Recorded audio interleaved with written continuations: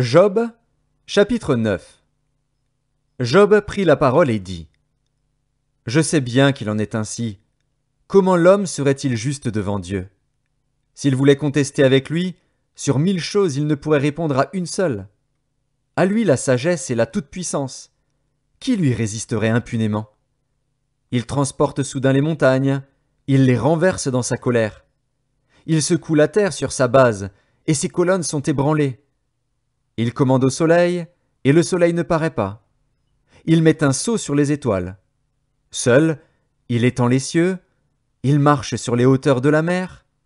Il a créé la grande ourse, l'Orion et les Pléiades, et les étoiles des régions australes. Il fait des choses grandes et insondables, des merveilles sans nombre.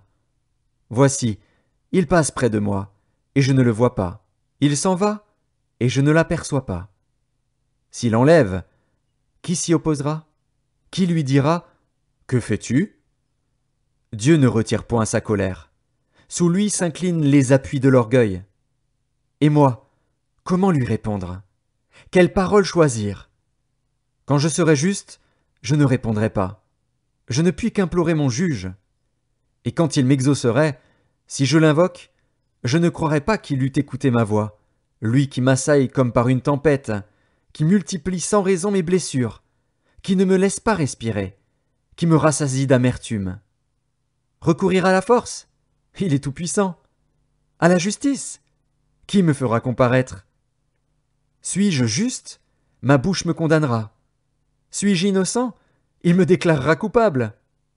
Innocent. Je le suis. Mais je ne tiens pas à la vie. Je méprise mon existence. Qu'importe après tout, car, j'ose le dire, il détruit l'innocent comme le coupable. Si du moins le fléau donnait soudain la mort. Mais il se rit des épreuves de l'innocent.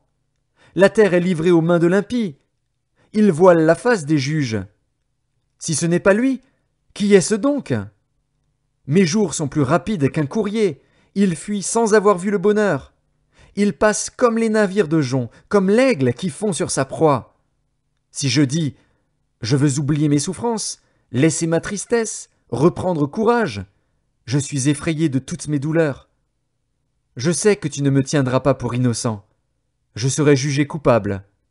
Pourquoi me fatiguer en vain?